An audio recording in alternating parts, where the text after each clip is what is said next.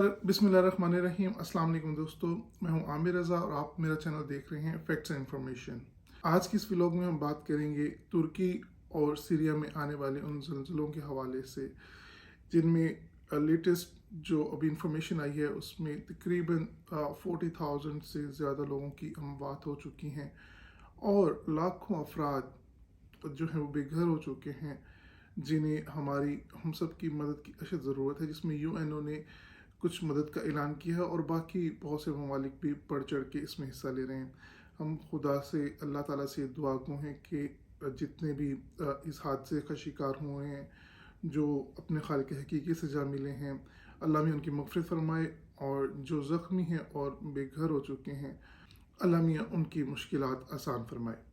और तुर्की और सीरिया में आने वाले ज़लज़लों के हवाले से मुख्तलिफ़ किस्म की अफवाहें और मुख्तलिफ़ किस्म की बातें और मुख्तलिफ़ किस्म के व्लॉग्स देखने और सुनने में आ रहे हैं, जिसमें ये बताया जा रहा है कि तुर्की में आने वाले ये ज़लज़ले मसनूई तौर पे पैदा किए गए हैं हार्प टेक्नोलॉजी की वजह से। अब इसमें कितनी सदाकत है, मैं बहुत ही आसान अल्फाज में ये बताने की कोशिश करूँगा कि हार्प टेक्नोलॉजी क्या है और ये किस तरह काम करती है, और क्या वाकई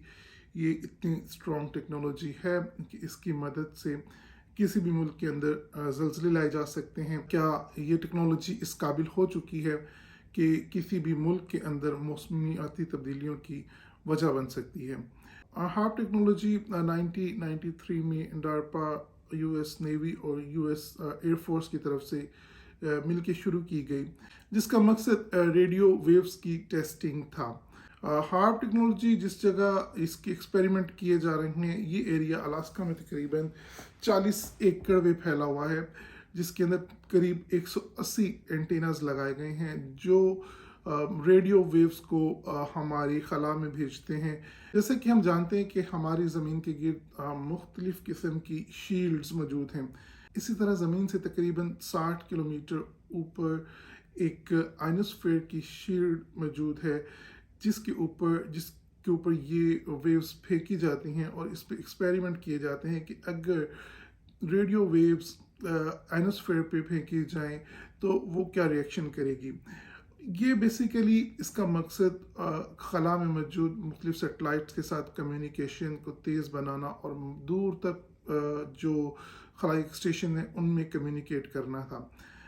अभी होता ये है कि आयनोस्फीयर के ऊपर जब ये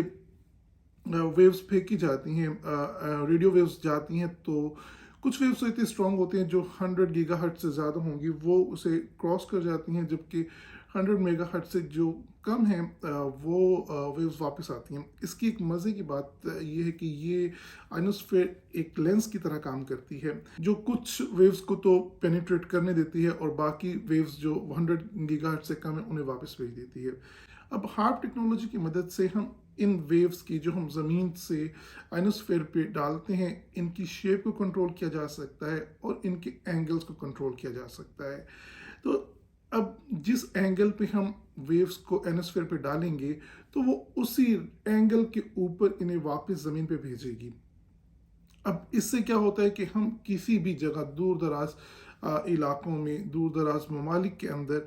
आसानी कम्युनिकेट कर सकते हैं और किसी हद तक उनके दिफाई सिस्टम और दिफाई कम्युनिकेशन, किसी भी कम्युनिकेशन पे इफ़ेक्ट डाल सकते हैं। आज तक अलास्का में होने वाली तमाम भी एक्टिविटीज़ जो हार्प टेक्नोलॉजी की मदद से की गई, उनका मकसद यही था। और कि फिर ये बात कहाँ से शुरू हुई कि ये मौसमियाती तब्दीलियाँ पैदा कर सकती है और इससे अर्थक्वेक पैदा हो सकते हैं। तो सबसे पहले एक अमेरिकन डॉक्टर, प्रोफेसर डॉक्टर थे, जिनका नाम ब्रेंडन एस्ट्रेन था। ये अलास्का में ही ऑयल एंड गैस पैदा करने वाली एक फर्म में काम करते थे, और इन्होंने अपनी एक किताब और कुछ रिसर्च पेपर शाया किए। इनकी किताब the hole in the heaven बहुत मशहूर किताब हुई, और बहुत सारे रिसर्च पेपर शाया किए जिनमें इनका दावा था कि अगर एक बहुत बड़ी टार्च के ज़रिए हम ये जो गैस से चलती हो टार्च, और ये वेव्स हम एनोस्फेयर पे डालें तो एनोस्फेयर के हम बहुत सारे हिस्से को डैमेज कर सकते हैं, और जिसका फ़ायदा मौसमियाती तब्दीलियों में हम लेके आ सकते हैं, और इस तरह हम कम्युनिकेशन भी कर सकते हैं और मुख्तलिफ़ ममालिक کی کمیونیکیشن میں مداخلت کر سکتے ہیں، لیکن کسی بھی جگہ پہ یہ نہیں بتایا اس نے کہ اس سے ارتھ کوئک لائے جا سکتے ہیں یا ارتھ کوئک کا کوئی تعلق ہے۔ ہارپ ٹیکنالوجی کس طرح کام کرتی ہے، یہ بہت زیادہ سائنٹیفک ڈیٹیلز ہیں جو میں یہاں ڈسکس نہیں کرنا چاہ رہا ہوں، بالکل سادہ الفاظ میں آپ کو بتانے کی کوشش کر رہا ہوں۔ اس ڈاکٹر کے مطابق ہمیں اس طرح کی ایکٹیویٹی پرفارم کرنے کے لیے تقریباً 50 لاکھ اینٹیناز چاہیے ہوں گے، اور اس کے ساتھ ہمیں 10 گنا بڑا ایریا ریکوائر ہوگا، جس میں آج الاسکا کے اندر یہ ہارپ ٹیکنالوجی کے لیے اینٹیناز لگائے گئے ہیں۔ تو ہمیں الاسکا میں کسی بھی جگہ پہ اس قدر اینٹیناز لگے ہوئے اتنے بڑے رقبے پہ نظر نہیں آتے، تو یہ بات ٹوٹلی ہی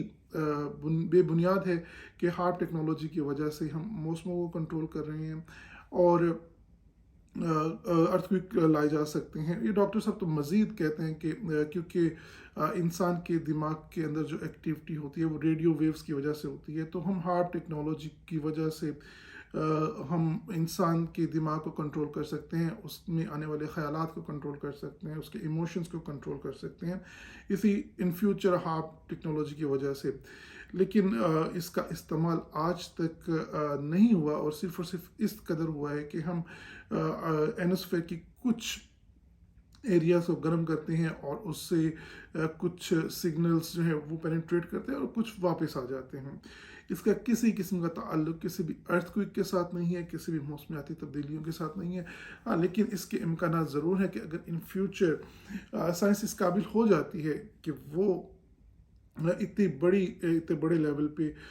کچھ ریڈیو ویوز بھیج سکے، تو یہ ناممکنات میں سے نہیں ہے کہ اس سے موسمی تبدیلیاں نہیں لا جا سکتی، لیکن ارتھ کوئک کا اس ہارپ ٹیکنالوجی سے دور دور تک کوئی تعلق نہیں۔ تو برائے مہربانی جب بھی آپ دوبارہ کسی سے یہ سنیں کہ ہارپ ٹیکنالوجی کے استعمال کی وجہ سے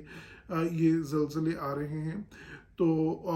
ایسے لوگوں کو سننے سے گریز کریں، ایسے لوگوں سے کوسچنز کریں کہ کس طرح یہ ممکن ہے کہ ہارپ ٹیکنالوجی ہے کیا،